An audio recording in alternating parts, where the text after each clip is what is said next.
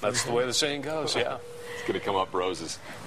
All right, April is Distracted Driving Month, and the Academy of Orthopedic Surgeons wants to help curb the trend. Joining us this morning are Dr. Andrew Pollak along with crash survivor Aaron Brookens. Good morning to the both of you. Good morning. Good morning. So first of all, Aaron, tell us a little bit about what happened with you and your story. All right, my story goes like this. I'm driving home at about 8:30 on a Sunday evening, about this time last year in Wisconsin. I was text messaging. I was having a conversation going on with my girlfriend. And I just passed a cop on the interstate, so I was kind of looking back at the police officer and going through my text messages. And all of a sudden, it's kind of slow motion in my memory, but I look up and just see a huge white wall in front of me. What happened was I had my cruise on about 70, and traffic slowed down to about 20 miles an hour, and I didn't have a chance to see it or anything. So just completely rear-ended, went right underneath, almost all the way underneath the semi. Had several injuries, broke both of my femurs. One of them was a compound fracture, a nice exit wound like this out of the back of my leg. Internal damages, so. Wow, that's pretty serious. Dr. Pollak, is this something we see far too often, distracted driving like this? Injuries from distracted driving like Aaron's we see absolutely every day in major trauma centers across the United States, including my own in Maryland.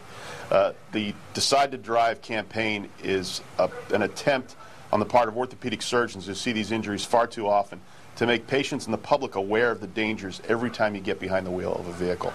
People need to decide to drive when they get in the driver's seat and not to do other things. Multitasking is something that we're all forced to do every day, but it shouldn't happen when we're behind the wheel. Well, why do you think people are still doing it, even though we do know that there are serious risks associated with it?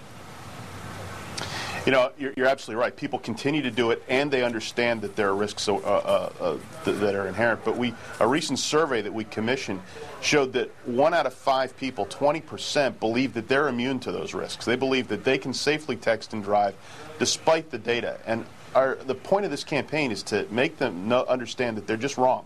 That there are people like Aaron who are just like themselves, who believe that they can text and drive, that believe they have the coordination to do it. And the truth is things just happen too fast on the highways and on the roadways, and you need your full attention on the road when you're operating the vehicle.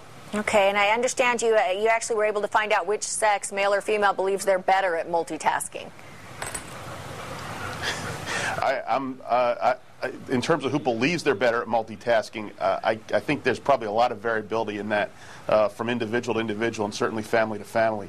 So I'm not going to comment on that. But okay. I think it's pretty unsafe. Either way, it's pretty unsafe across the board for people to be multitasking. So let's see if we can get them on this one.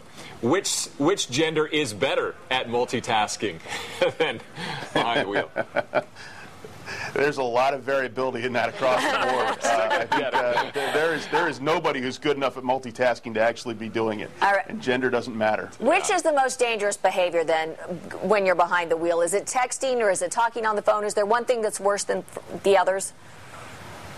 It's not the thing that you're doing that's necessarily worse. It's the act of taking your focus off the road and not paying attention to what you're doing. So everything that you do that draws your line of sight, your attention, or anything else away from the task of actually operating the vehicle is unsafe. And the longer it takes you away, obviously, the worse it is. But it's very difficult to judge when you're doing that how long your attention has been drawn away from the act of driving. So we really encourage people not to try and make those decisions while they're driving, but just to decide to drive when they get behind the wheel. Aaron, quickly, what do you want to say to others that think about this and do it all the time and think they're fine and immune from it? I thought the same exact thing, and I ended up with 2 broken femurs laying in a hospital bed all summer. And it's worse for a lot of people. All right. Well, Dr. Pollak and Aaron, we appreciate you talking to us. Aaron, hope you continue to recover well. Thank you. Thanks. It's 8:20. We'll be right back.